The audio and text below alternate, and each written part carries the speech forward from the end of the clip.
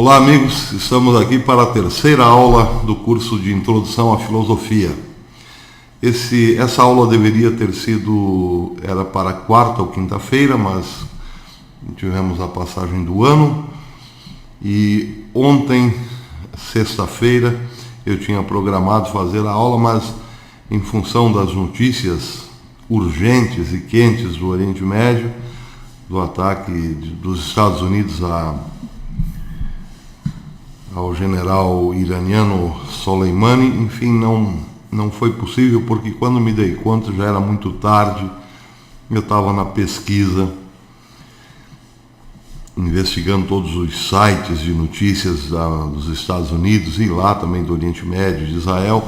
Quando me dei conta já era muito tarde. Bem, a aula vai ser hoje então, mas na próxima semana provavelmente já voltaremos ao normal, as aulas na quarta-feira. Na última aula, então, nós falávamos sobre o que restava à filosofia, qual o campo próprio da filosofia, já que determinadas ciências que saíram de dentro da filosofia conseguiram fazer o recorte do seu objeto e, portanto, já não estavam dentro da filosofia, mas tornavam-se ciências próprias, como a psicologia, por exemplo. O que restava, então, à filosofia? Bem, a filosofia tem um corpo doutrinário, um corpo de doutrinas que ainda se mantém por conta da complexidade dos seus objetos, mas que não são essencialmente filosóficos. Como hoje, por exemplo, a ética, a estética, a filosofia da religião, a sociologia. Tudo isso pertence de algum modo à filosofia, mas não é da essência da filosofia. Porque os objetos dessas ciências podem de algum modo ser delimitados. Por exemplo, a estética, que estuda a questão do belo, a produção da arte e assim por diante, ela tem um objeto já quase totalmente delimitado, o belo, a beleza, e pode se dedicar exclusivamente a esse único objeto. Portanto, já se afastaria da filosofia. Mas como esse objeto está muito, digamos, entrelaçado à totalidade do ser, é muito difícil recortá-lo para tirá-lo totalmente da filosofia. Mas então ficam aí essas ciências meio filosóficas, meio não filosóficas. Ou seja, são filosóficas, mas não fazem parte da essência, o coração da filosofia. Sem o coração é impossível existir vida para a filosofia, portanto é preciso entender o que dá vida à filosofia. E aí nós vamos cair efetivamente em dois grandes ramos. A ontologia, que é o estudo dos objetos, de todos os objetos, e a teoria do conhecimento, que é o estudo sobre o conhecimento, todo e possível conhecimento. Essas duas áreas fazem parte da essência da filosofia, porque o seu objeto é universal e totalitário. Quando se fala de ontologia, fala-se de todo e possível objeto. Fala-se do objeto físico, fala-se do objeto do pensamento, fala-se do objeto dos sonhos, do objeto das sensações e assim por diante. Todo e qualquer objeto é objeto de estudo da ontologia. Portanto, se é todo e qualquer objeto, trata-se aí de um objeto universal e totalitário. Portanto, é sim essência da filosofia. Na teoria do conhecimento, a mesma coisa. A teoria do conhecimento estuda todo e possível conhecimento. O conhecimento que se teve e o conhecimento que se terá.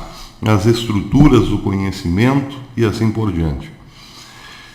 Então, aí também há um caráter de universalidade e totalidade. Portanto, essas duas áreas são a própria filosofia, ontologia e teoria do conhecimento.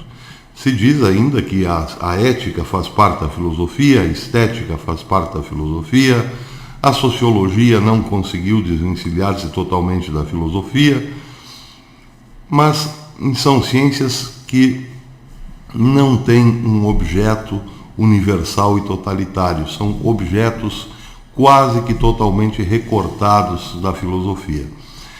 Bem, dito isso, já temos alguma ideia, por exemplo, sobre o que é a filosofia. A filosofia é o estudo sobre a totalidade do ser e a totalidade do conhecer. Isso é da essência da filosofia.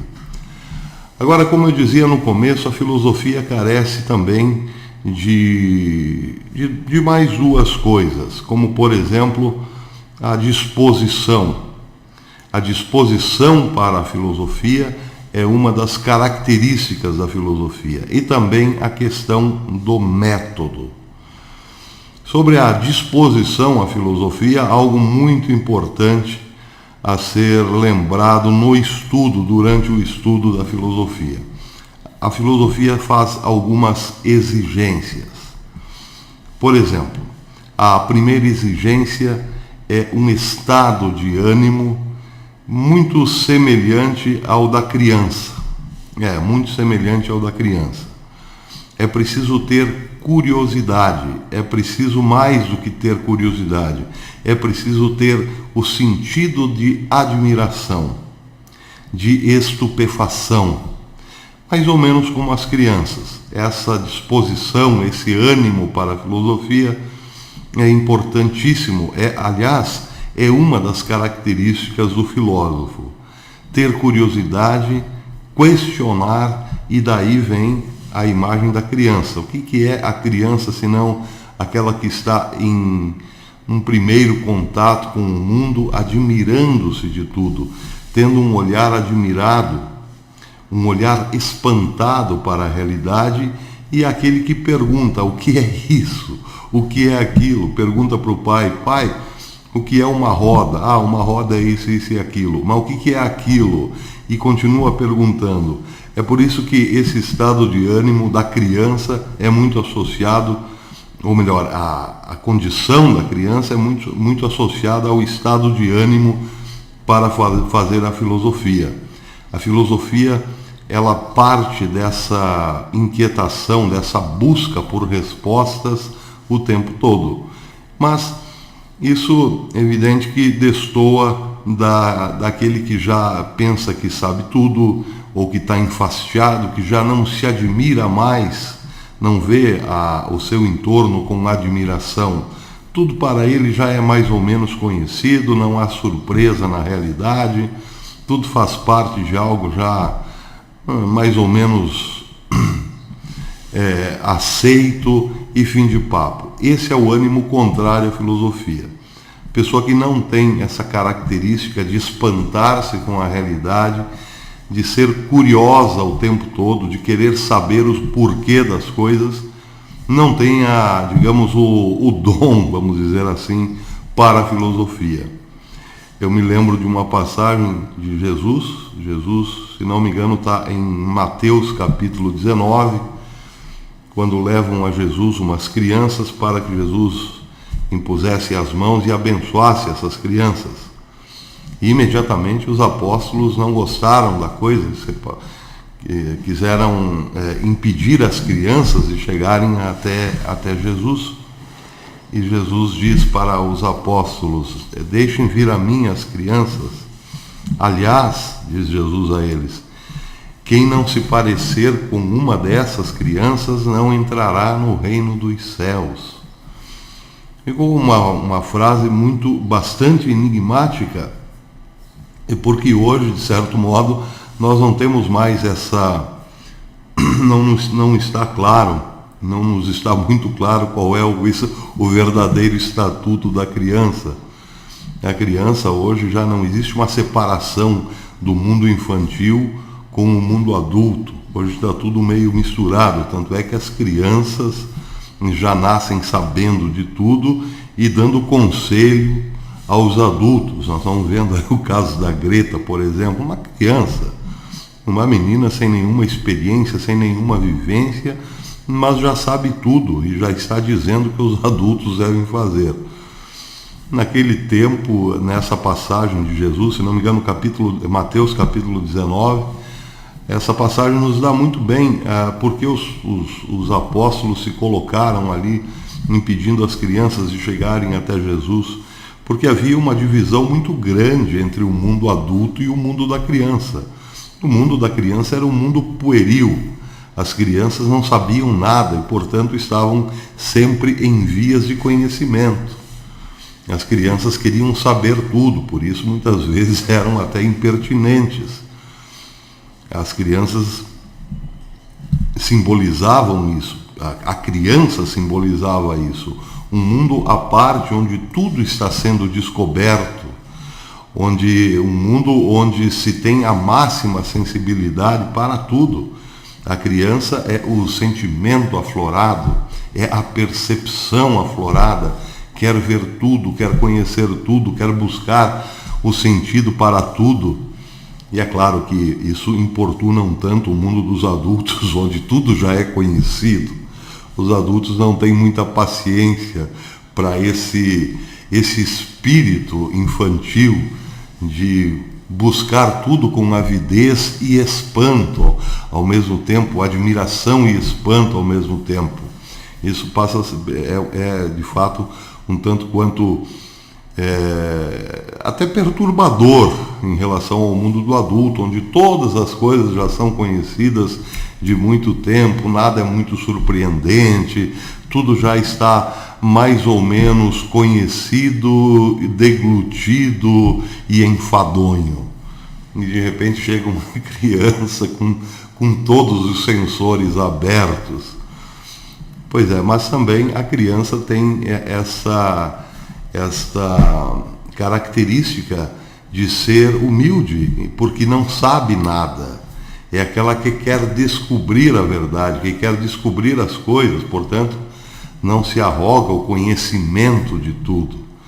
Então são várias gradações aí simbólicas, né, da criança, e todas em contrastes com o mundo do adulto. Bem, no estado de ânimo da filosofia, esse espírito infantil é muito importante. Até mesmo para quem quer começar já velho na filosofia, é preciso abrir-se para a realidade com um certo espanto e uma certa curiosidade. Porque a filosofia é esse olhar para todas as coisas sempre como se fosse a primeira vez. Há sempre algo novo, algo desconhecido, algo a ser conhecido, até mesmo nas coisas que nós sabemos de cor e salteado.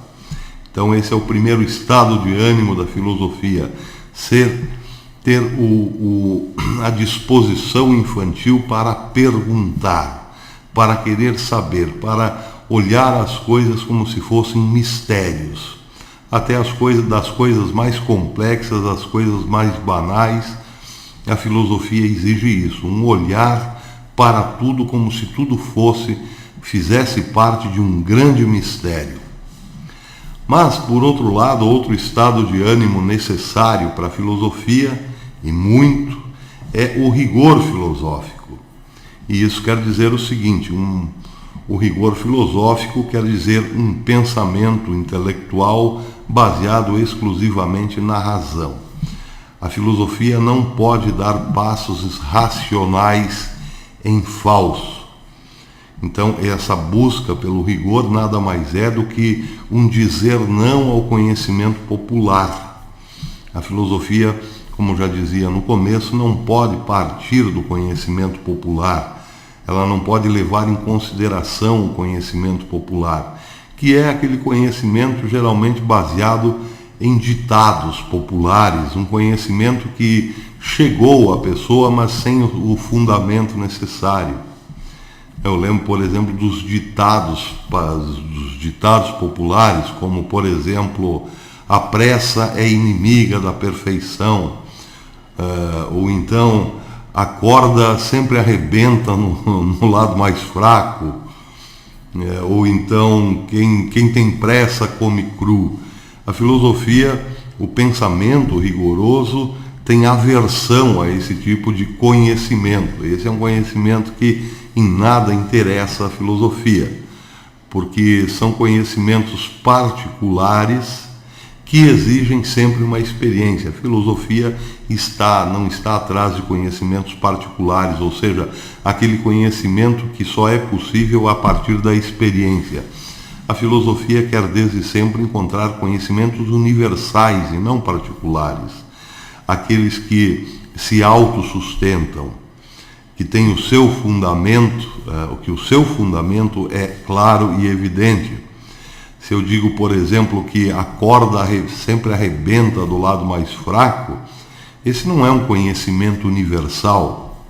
Esse é um conhecimento particular e que exige uma experiência, não é o que depois os filósofos vão chamar um conhecimento a priorístico ou a priori, mas é um conhecimento a posteriori, ou seja, que vem depois que a experiência é feita. Bom, vamos ver se realmente a corda sempre arrebenta do lado mais fraco todas as vezes. Bem, a própria proposição ela é um tanto quanto inaplicável, porque exige-se para entender isso dois pontos, duas forças do lado da corda, em posições antagônicas para ver onde está o lado mais fraco. Mas não quer dizer necessariamente que ela arrebentará no lado exatamente mais fraco, porque pode ser que a corda tenha uma força também homogênea, ou pode ser que a corda já esteja, digamos, danificada na sua parte mais forte. Tudo isso são variáveis possíveis que só podem ser interpretadas com a devida experiência, só podem ser sustentadas com a devida experiência. Por exemplo, a pressa é inimiga da perfeição. Tem certas coisas que é preciso fazer com muita pressa. Então já não é um conhecimento, esse ditado já não se aplica universalmente. Tem certas coisas que não podem ser feitas devagar. E não quer dizer que todas as coisas feitas devagar levam à perfeição, apenas algumas. Por isso, é um conhecimento restrito à experiência. Em alguns casos, sim, é verdade que a pressa é inimiga da perfeição, porém, em outros casos, não. Por exemplo, o trem está vindo, o sujeito precisa atravessar o trilho. Ele não pode fazer aquilo devagar de modo a ser perfeito, porque se ele demorar muito, o trem simplesmente passa por cima. Então tem certas coisas que precisam ser feitas com pressa. Então, isso quer dizer o seguinte, que a filosofia passa muito longe do conhecimento popular. Ela não se interessa, não pode se basear no conhecimento popular, porque aí a razão estaria dando passos em falso. E é por isso que a segunda disposição para a filosofia é isso, o rigor no pensamento, buscar os fundamentos universais para as coisas que são afirmadas. E um terceiro estado de ânimo para a filosofia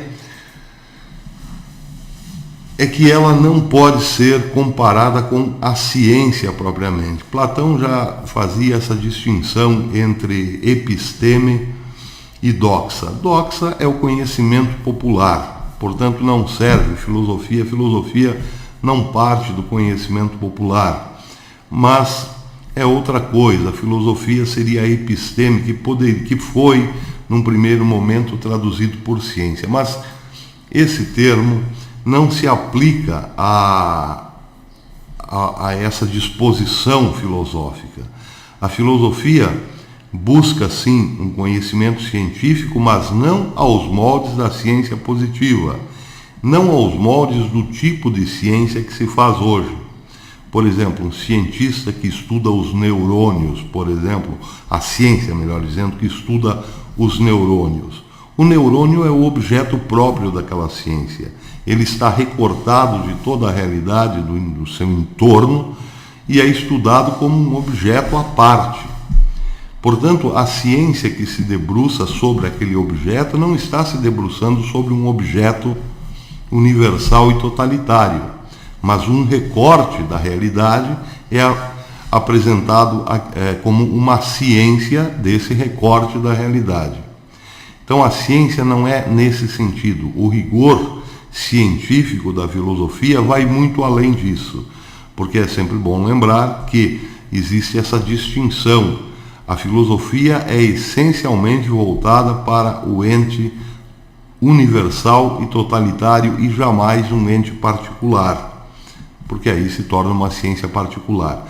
Então é preciso distinguir quando Platão faz a distinção entre ciência, que é episteme e conhecimento popular, ele não está se referindo às ciências positivas. Ciência positiva é aquela que apresenta o seu objeto recortado do todo, ela coloca o objeto para efeito de estudo, por isso é o termo positivo. Positivo é aquilo que é colocado, que é apresentado, que é dado num recorte da realidade. Isso é o positivo. Apresentar alguma coisa é o positivo. O tirar, subtrair essa coisa é o aspecto negativo. Então as ciências positivas, aquelas que têm o seu objeto próprio, não são a ciência, não é a ciência a que Platão se referia. É preciso fazer essa distinção. Para Platão, filosofia era a ciência de todas as ciências, ou seja, a mãe de todas as ciências, porque o seu objeto não podia ser recortado. Se o objeto da filosofia é o todo, bem, o todo é o todo, não pode ser apresentado em partes. As partes, no caso, são os aspectos desse único e universal e total objeto, que é o ser. Bem, por outro lado, a filosofia também exige o método. A filosofia necessita sempre de um método. Só que o falar do método é uma coisa complicada, porque o método ele não tem conteúdo basicamente. O método é apenas uma forma, é a formalidade da filosofia. É possível, sim, é possível falar sobre a questão do método. Aliás, existem tratados e mais tratados na filosofia sobre a questão do método, mas enquanto nós não vemos o método em ação, nós não vemos um conteúdo dentro da estrutura metódica da filosofia. E existem vários métodos na filosofia. O primeiro e o mais famoso método da filosofia foi apresentado por Sócrates no século IV a.C. Aliás, Sócrates é o primeiro filósofo a trabalhar, a apresentar um método para a filosofia. O que é um método na questão socrática? O método na questão socrática é a evidência de que com Sócrates a filosofia conseguia pensar a si mesmo e apresentar-se a partir de um método. Claro que antes de Sócrates, outros fizeram filosofia, mas não tinham a noção própria do método, através do qual chegavam ao conhecimento filosófico. Ou, se tiveram, como no caso de Parmênides, não foi apresentado, não nos foi dito. O único filósofo que realmente assegura que tem, o primeiro filósofo que realmente assegura que tem um método filosófico é o Sócrates. Inclusive, ele dá o nome a esse método. Ele o chama de maiêutica. Bem, como falar do método sem mostrá-lo é uma coisa assim, digamos, um pouco capenga, eu vou mostrar para vocês, literalmente, como é o método socrático, esse método que Sócrates denominou como maiêutica, um método para se chegar ao conhecimento filosófico. Então vejam aqui, por exemplo, eu tenho aqui deixa eu me ver aqui, vou mostrar aqui para vocês o diálogo, eu não sei se vocês estão vendo, Essa é parte do diálogo Teteto. Teteto é um dos diálogos de Platão, um dos mais deliciosos diálogos do Platão, e ele começa mais ou menos com um grupo de amigos conversando com Sócrates. Eu preciso ver, eu não sei se vocês estão me vendo. Acho que sim, tá. Agora dá para seguir em frente. Sócrates está conversando com um grupo de amigos e entre esses amigos está lá o Teodoro, que é um matemático, um geômetra, um professor de geometria, e Teodoro passa a elogiar um aluno seu, que ele recém conheceu, um aluno chamado Teeteto. Sócrates ainda não conhece Teeteto e Teodoro o elogia para Sócrates, e só que vai além. Ele diz, olha, esse garoto aí, esse rapaz, é muito inteligente, muito sagaz, muito curioso, e me lembra muito você no aspecto físico. Ele tem um nariz achatado, batatudo, olhos saltados, a figura dele é muito parecida com a tua, e te lembra também no conhecimento, ele é um jovem de conhecimento. E Sócrates manda chamar o jovem chega no grupo e Sócrates começa a fazer algumas perguntas ao jovem. E aqui eu escolhi esse diálogo para mostrar para vocês. Aqui está bem caracterizado como que é o método socrático. Vamos acompanhar um pouquinho a leitura. Aqui Sócrates está falando com Teeteto. Ele diz, ouvistes, Teeteto, o que disse Teodoro? Creio que não pensas em desobedecer-me, além de não ficar bem a um jovem em assuntos dessa natureza, não acatar as prescrições de um sábio. Cria coragem, pois, e responde à minha pergunta. No teu modo de pensar, que é conhecimento? Aqui a primeira pergunta direta em relação ao objeto que Sócrates que Sócrates está interessado em descobrir. Ele pergunta para o jovem, o que é, na tua opinião, o conhecimento?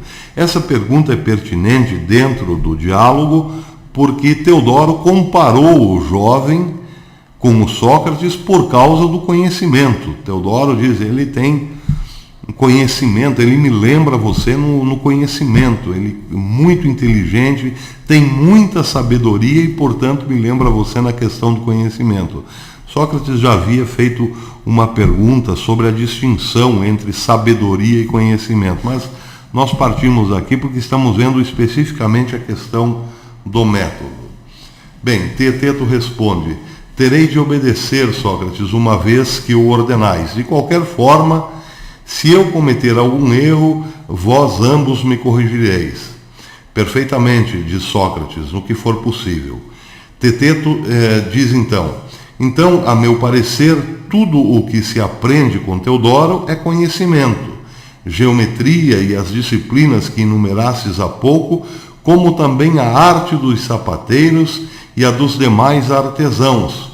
Todas elas e cada uma em particular, nada mais são do que conhecimento. Então Sócrates faz uma pergunta e ele dá uma série de respostas. Conhecimento é tudo que se aprende, desde matemática à arte de fazer um sapato. Aí volta o Sócrates. És muito generoso. Aqui é um pouco de ironia. Sócrates é o pai da ironia. Então há sempre uma pegada irônica nas respostas, na interlocução de Sócrates. Ele diz, é muito generoso, amigo, e extremamente liberal. Pedem-te e dás um bando. Essa é uma ironia clássica. Você é muito generoso, te pedem uma coisa e você já dá várias. Ele estava se referindo à resposta de Teeteto, que foi ampla, né? Em vez de algo simples, tamanha variedade. Ironia pura. Aí Teeteto sentiu que era uma ironia e diz, que queres dizer com isso?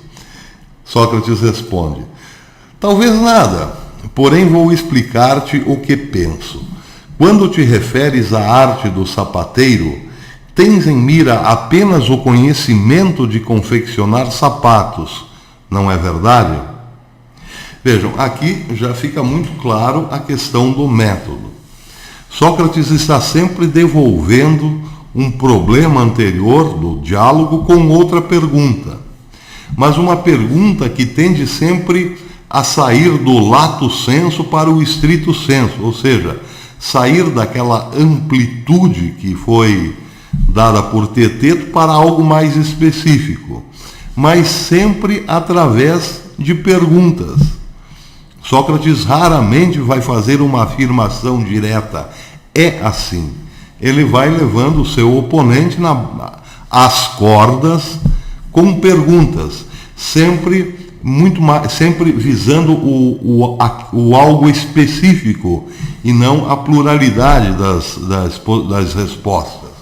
Bem, aqui o método já mostra um pouco a sua cara. Vamos continuar. Exato, responde Teeteto. E Sócrates continua: e a marcenaria será outra coisa além do conhecimento da fabricação de móveis de madeira? Não, o que é a marcenaria senão o conhecimento da fabricação de móveis? Seria outra coisa? Teeteto responde: não. Sócrates continua: e em ambos os casos, o que defines não é o objeto do conhecimento de cada um? Perfeitamente, responde Teeteto. Sócrates continua: mas o que te perguntei, Teeteto, não foi isso. Do que é que há conhecimento, mas mas o que te perguntei, Teeteto, não foi isso, do que é que há conhecimento, nem quantos conhecimentos particulares pode haver. Minha pergunta não visava a enumerá-los um por um. O que desejo saber é o que seja o conhecimento em si mesmo. Será que não me exprimo bem? Teeteto responde: ao contrário, exprime-te com muita precisão. Bem, aqui outra grande característica do método: chegar ao conhecimento das coisas em si mesmas. A pergunta, o que é o conhecimento, foi respondida de modo a não satisfazer a necessidade de Sócrates. Teeteto fez uma relação de vários tipos de conhecimento, e não era isso o que estava sendo perguntado, mas o que era o conhecimento ele próprio, e não o que era o conhecimento do sapaparo, o sapateiro, não o que era o conhecimento da marcenaria e assim por diante, mas o conhecimento de modo geral, de modo universal e totalitário. Percebam? Então, a importância fundamental do método é essa. O método já leva direto ao objeto da filosofia. É preciso ter um método para colocar-se na direção do objeto universal e totalitário. É sempre o objeto em si, a coisa em si, o ser propriamente dito, e não digamos, os objetos particulares ou as ciências particulares. E aqui fica muito claro também como é a forma deste método socrático chamado maiêutica. Perguntas cada vez mais, direcionadas ao objeto universal e deixando de lado a multiplicidade do mundo, percebem? Esse é o método. Vamos continuar só mais um pouquinho. Sócrates considera também o seguinte: se alguém nos perguntasse a respeito de alguma coisa vulgar e corriqueira, por exemplo, o que é lama, e lhe respondêssemos que há a lama dos oleiros, a dos construtores de fornos e a dos tijoleiros, não nos tornaríamos ridículos? Vejam, ele faz novamente essa distinção. O que é uma coisa em si mesma, e o que é uma coisa em outro, ou num aspecto particular. Ele pergunta: o que é a lama? Eu não posso responder que existe a lama da rua, existe a lama que está nos fornos de fazer o tijolo. Enfim, ele me fez outra pergunta. A pergunta que Sócrates fez foi outra. Ele perguntou o que é a lama em si mesma. Ou seja, ele está em busca de uma resposta que serve para definir toda e qualquer lama, e não uma lama em particular, e não estabelecer diferenças entre a lama do oleiro, a lama do fazedor de tijolos, a lama que está na frente de casa e assim por diante. Percebem? Bem, aqui estão imbricadas as duas coisas fundamentais que faz Sócrates. Ele impõe um método e, ao mesmo tempo, visa uma resposta universal, uma resposta total, que sirva em qualquer tempo, em qualquer lugar, para definir qualquer coisa, qualquer objeto. Ele busca a definição total, por exemplo, do objeto conhecimento, do que é o conhecimento. Ele busca uma resposta que valha para todas as formas de conhecimento, em todo o tempo e lugar. Isso é filosofia, por isso Sócrates é considerado aí, nesse caso, o pai da filosofia, ainda que outros a tenham feito primeiro, porque ele conseguiu unir as duas coisas. O método, que vocês viram aí, a maiêutica, e o objeto próprio da filosofia, o ente universal, a busca por definições universais e totalitárias, ou seja, o conhecimento do objeto em si, da coisa em si mesma. Mas, sobre o método, ainda é preciso falar mais algumas coisas.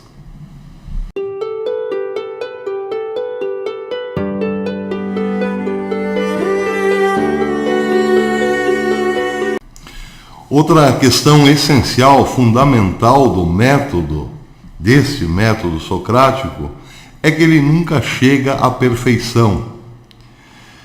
Vejam, o método tem essa característica de aperfeiçoar as respostas, depurar, limitar o campo das respostas, mas ele nunca consegue chegar finalmente naquela resposta, naquele objeto universal e totalitário abrangido por uma resposta.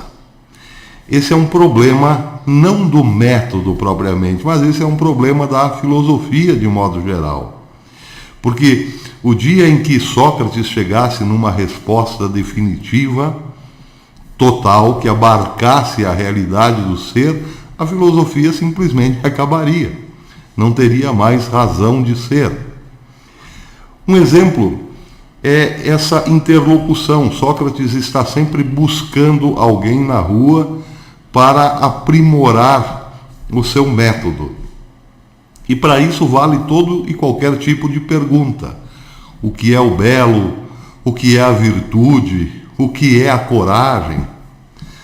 Por exemplo, quando Sócrates está em casa se preocupando com a coragem, em saber o que é a coragem em si mesma, ele vai à rua buscar alguém que possa lhe responder o que é a coragem em si mesmo. Isso é o que nos narra Platão nos diálogos. Principalmente os diálogos da primeira fase de Platão. Então, por exemplo, há um momento em que Sócrates quer saber o que é a coragem, mas não, como no caso de Teteto, o que é a coragem de um desportista, de um soldado, de um marinheiro. Ele quer saber, ele está buscando a definição última da coragem, o que é a coragem em si mesma. Então, vai à rua em busca de quem possa lhe oferecer essa resposta. Consulta um general, e aí vem a ironia socrática mais uma vez. Bem, se um general é provavelmente a pessoa mais indicada para me dizer o que é a coragem. E pergunta para o general o que é a coragem. E o general responde: a coragem é avançar sempre em direção ao inimigo, sem recuar jamais. Bem, essa resposta oferece um problema a Sócrates, porque ele percebe que não é uma definição perfeita. Ele lembra ao general que muitas vezes é preciso recuar para atrair os inimigos para um determinado ponto, para uma espécie de armadilha, para depois atacá-los. Então, a resposta que diz avançar sempre, sem recuar jamais, já tem um furo, já tem uma falha, já não serve para definir o que é a coragem. Então, aí Sócrates faz novas perguntas, ele faz essa pergunta, mas, por exemplo, você diz que a coragem é avançar sempre, mas não existem casos em que os generais recuam para depois vencer o seu oponente? Isso também não seria um ato de coragem? O general é obrigado a dizer, sim, é verdade, pois é. Então a tua primeira resposta não presta. Aí Sócrates faz outras perguntas e mais outras, e na medida em que o general vai respondendo, as suas respostas vão ficando melhores, vão ficando mais aprimoradas, mais perfeitas, mas nunca chega à perfeição. Esse é um diálogo, esse é um método, a maiêutica, que nunca leva a resposta definitiva.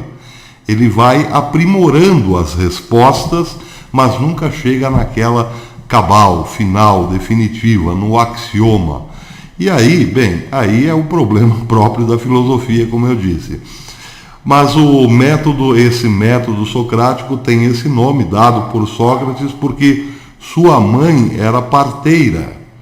E ele associava a atividade, o trabalho de sua mãe com o sentido das suas perguntas. Ele via que nos outros, por isso Sócrates estava sempre na praça. Aliás, existem os comentadores de Sócrates que dizem que Sócrates estava sempre na praça, na rua, por dois motivos muito simples. Primeiro, porque ele só conseguia fazer filosofia com esse método, conversando, perguntando, inquirindo as pessoas. E outro, porque tinha uma esposa muito feia e muito chata, e muito dominadora, chamada Xantipa. Sócrates era a figura de Sócrates realmente não era muito bonita, mas dizem os historiadores que sua esposa era ainda menos bonita que Sócrates, mas era extremamente irritada e possessiva, dominadora. Por isso Sócrates, dizem em tom de brincadeira, estava sempre na praça. Mas por esse método, a forma de fazer filosofia de Sócrates era a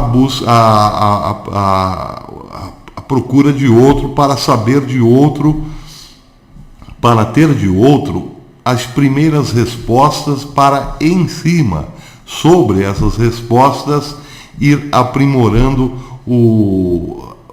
ir chegando mais próximo do conhecimento desejado, aprimorando as respostas. E o Sócrates via nisso o trabalho da parteira, o trabalho da sua mãe. A parteira faz o quê? Ela coloca uma criança no mundo, ela tira a criança lá do ventre materno, a criança está escondida e de repente ela está aí, tá? Está no mundo, está aí, o ser aí, como diria o filósofo Martin Heidegger, o Dasein, está aí, jogada no mundo. Bem, ela não está pronta.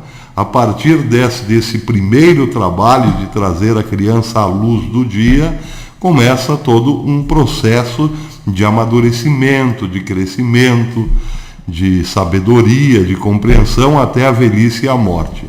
Só que o trabalho fundamental é esse, o da parteira, tirar a criança no momento certo para a vida. Depois a criança vai se desenvolver. O método maiêutica tinha esse sentido, dar o primeiro passo, puxar de dentro do interlocutor aquela criança escondida, aquela primeira resposta que vai se desenvolver ao longo do processo maiêutico numa resposta muito mais aprimorada. Uma primeira resposta que é ainda uma criancinha em direção à fase adulta, uma resposta mais adulta. É por isso que o Sócrates chamou basicamente o seu método de maiêutica.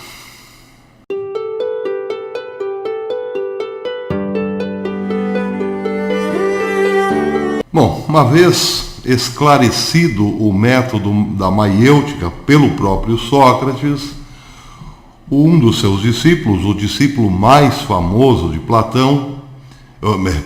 de Sócrates, o próprio Platão, deu uma aprimorada no método da maiêutica e criou o seu próprio método, que ele vai chamar de dialética.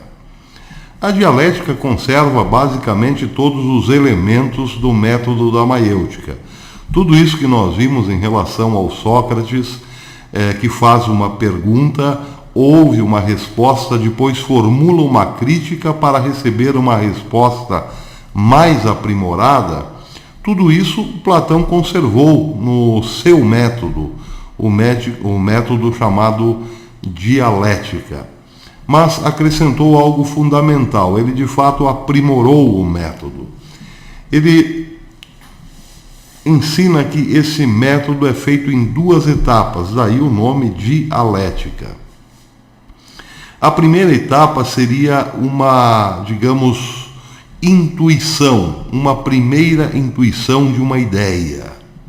E o segundo passo do método seria o esclarecimento dessa ideia. Bom, isso a rigor parece muito simples, mas é bastante complexo. Lembramos que Sócrates ia para a rua para fazer perguntas, para buscar interlocutores às suas inquietações. Então encontrava lá um sujeito na rua e perguntava para o sujeito o que é a coragem. Bem, daquele contato, daquela interlocução, evidentemente que as críticas de Sócrates só vinham no momento em que havia a intuição de alguma ideia. Quem de nós, por exemplo, conversando com os amigos ou com um diálogo interno, não tem de vez em quando, de quando em quando, uma ideia? Isso é comum. Só que é muito comum também que nós abandonemos logo em seguida tal ideia. Quem, por exemplo, conversando com os amigos, não teve a ideia de montar um carrinho de cachorro quente em tal lugar, porque lá vai dar muito dinheiro. É uma ideia. Bem, é exatamente daí que parte Platão. Quando surge a intuição de uma ideia, isso para Platão era como o espírito disparando ou disparado como uma flecha em direção às ideias. É um primeiro momento um tanto grotesco. Mas, na medida em que essa flecha é disparada em direção à ideia, surge o trabalho, o árduo trabalho de contemplá-la, de contemplar a ideia. Essa contemplação da ideia, os gregos chamavam de theorem, e daí vem o termo teoria. Contemplação da ideia, para os gregos era isso, teoria. É o instante teórico. O sujeito está lá tentando se aproximar ao máximo da ideia. Intuição, nesse caso, é um termo filosófico. Intuição é uma percepção imediata de um objeto. Eu posso ter 2 tipos de percepção. A percepção externa, a percepção dos sentidos, dos olhos, dos ouvidos, com a audição, com o palato, com o tato e assim por diante. Eu agora, por exemplo, estou tendo uma percepção tátil de um objeto. Eu toquei no objeto, eu tenho uma percepção com o tato desse objeto. Isso em filosofia quer dizer intuição. Eu estou intuindo aqui com os sentidos externos um objeto. Assim como com a visão, eu estou vendo imediatamente diante de mim um celular. Eu estou tendo, filosoficamente falando, uma intuição imediata de um objeto. Mas também temos as intuições internas. Eu posso simplesmente imaginar aqui um triângulo. Esse triângulo não está fora de mim. Eu o imaginei, mas na medida em que eu o imaginei, eu o vislumbrei com o olho do espírito. E isso também, para a filosofia, é intuição imediata de algo. A filosofia, quando se refere ao termo intuição, não faz essa distinção entre o externo e o interno. Intuição é toda a percepção imediata de algo. Pode ser externa, como pode ser interna. É do mesmo modo uma intuição. Pois bem, quando Platão fala da intuição de uma ideia, ele está falando dessa intuição interna. De repente nos surge uma ideia.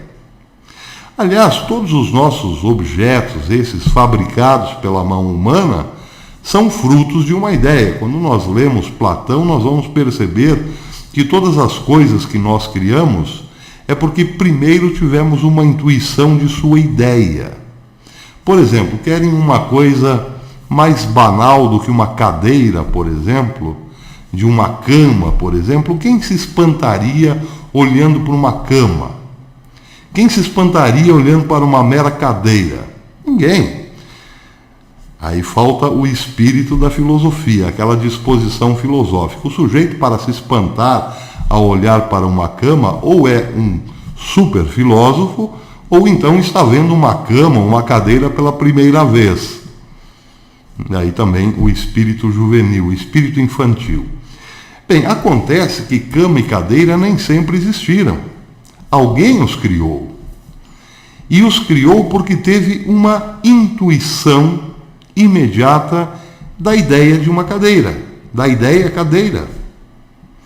Mas aí é que vem o método de Platão, a chamada dialética. Como partir dessa primeira intuição para o esclarecimento dessa ideia? Como partir de uma primeira intuição de uma ideia para a materialização dessa ideia? Esse é o esforço dialético. É preciso fazer um longo esforço para intuir bem uma ideia. Porque às vezes temos uma intuição, geralmente a primeira intuição é um relâmpago, quase nada. Bem, é quase nada, mas é alguma coisa. O espírito humano chegou como uma flecha numa ideia. Só que é preciso permanecer nessa ideia para esclarecê-la. E quanto mais nós esclarecemos a ideia, mais possível é explicá-la, esclarecê-la ou realizá-la materialmente. Então podemos imaginar o primeiro sujeito lá, sabe-se lá onde, numa situação terrível, sem ter onde sentar. Imagina, talvez, olhando umas pedras, sabe-se lá, olhando alguma coisa, ou em pura abstração mesmo, teorem, como diriam os gregos, tem um primeiro vislumbre de uma cadeira. Só que é um vislumbre muito rápido, mas ele sabe que alguma coisa aconteceu, ele sabe que intuiu alguma coisa. E volta a pensar naquela intuição. E daqui a pouco ele começa a ter contato com aquela ideia. Uma coisa com 4 pernas, um assento e uma espalda, um espaldar. Só foi possível para esse primeiro a intuir a ideia da cadeira, a fazer a cadeira, porque ele a intuiu muito bem. Mas provavelmente a primeira cadeira não era grande coisa. Pode ser que não tinha as 4 pernas do mesmo tamanho, era meio bamba, pode ser que tinha num primeiro momento 2 pernas e a pessoa precisava se equilibrar para não cair. Pode ser que a tal cadeira tinha apenas 3 pernas, não se sabe. Sem encosto, pode ser que tenha sido um banquinho. Mas o fato é que daquela ideia aprimorou-se a uma cadeira de respeito. Provavelmente a segunda cadeira já estava muito mais próxima da ideia cadeira. E hoje temos cadeiras fantásticas que estão ainda muito mais próximas da ideia cadeira. Esse, a rigor, é o método dialético. As intuições das ideias, para Platão, dão o pontapé inicial. Depois é preciso contemplar a ideia, contemplá-la. Esse é o primeiro passo. Contemplá-la de modo a poder ter realizá-la, ou ter uma condição de esclarecer aquela ideia a ponto de que todos entendam. Porque não adianta nada também o sujeito ter uma intuição de uma ideia e não dar o segundo passo, ou seja, não esclarecê-la. É como dizer, eu tive uma ideia genial, vamos ficar tudo rico aqui. Que ideia que é? Não lembro. Não consigo explicar. Não, eu lembro, mas não consigo explicar. Tá, legal. Depois a gente volta a conversar sobre isso. Quando você conseguir explicar a tua ideia, a gente volta. É isso. Então esse é o método dialético desenvolvido por Platão. Agora, veja que interessante. Como acontece com o método da maiêutica, acontece com o método da dialética.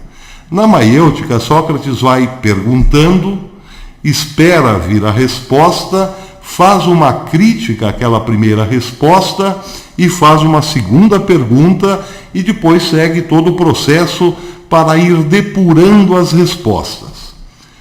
Só que ele nunca chega na resposta perfeita. Nunca chega na resposta definitiva, total, cabal, universal. Ele nunca chega na resposta da coisa em si. Esse é um problema da maiêutica, mas também é um problema de toda a filosofia. Portanto, vai ser o problema da dialética também. Porque imaginem, é possível esclarecer uma ideia? Sim, é possível. Vamos imaginar, por exemplo, a ideia de um carro. O sujeito que teve essa primeira intuição, ele conseguiu fazer um carro. Só que não dá para comparar o primeiro carro com os carros atuais. Não se pode comparar o primeiro Fordinho Bigode do começo do século XX com uma Ferrari de última geração. É impossível. O primeiro carro está sempre muito longe da ideia. Só que a Ferrari também está longe da ideia. Ela nunca chega à perfeição da ideia, nem jamais chegará. Por quê? Porque as ideias são perfeitas. Mas por que as ideias são perfeitas? Porque as ideias não estão nem no tempo e nem no espaço. Isso quer dizer o seguinte: as ideias, por não estarem no tempo, elas não envelhecem, não se transformam, não se modificam, estão sempre do mesmo jeito. A ideia de um triângulo que eu possa ter hoje, a intuição de um triângulo, é a mesma intuição do mesmo triângulo que alguém fez há 1000, há 2000, há 4000 anos atrás. É o mesmo triângulo. Nós mudamos. O sujeito que nasceu há 4000 anos atrás, hoje é só poeira. Eu ainda estou aqui, mas estou mudando. Agora, a ideia que nós dois tivemos, essa nunca mudou. Ela não está no tempo. Portanto, não pode envelhecer, não pode mudar, não pode deixar de ser uma coisa para ser outra. Não há transformação. E também não está no espaço, ou seja, ela não ocupa um determinado espaço, o mundo das ideias. Quando se fala do mundo das ideias, não estamos falando do mundo físico. As ideias não ocupam um lugar no espaço. Para Platão, elas ocupavam um lugar não no mundo físico, mas no mundo transcendental. As ideias ocupavam o lugar onde nós podemos imaginar é o lugar próprio da infinitude e da eternidade. Ou, se quisermos comparar ao céu, então as ideias estariam no céu. O Platão chamou de quinturano. Portanto, elas não estão nem aqui nem lá. Elas não estão no mundo físico, portanto elas valem a mesma coisa para qualquer lugar. Um triângulo terá sempre os 3 ângulos, aqui em Londres, na Guatemala ou em Marte, em Plutão, seja lá onde for, as figuras geométricas serão sempre as mesmas, são ideias, as ideias matemáticas, mas toda e qualquer ideia está fora do tempo e está fora do espaço. Portanto, isso quer dizer que elas são perfeitas. Logo, as coisas que nós podemos fazer aqui em relação às ideias serão sempre cópias imperfeitas, porque estarão no tempo e no espaço. Isso quer dizer que uma cama, por exemplo, por mais fiel à ideia cama, ela é uma cópia muito mal feita da cama, porque a cama tem dimensões perfeitas, tem encaixes perfeitos, a ideia.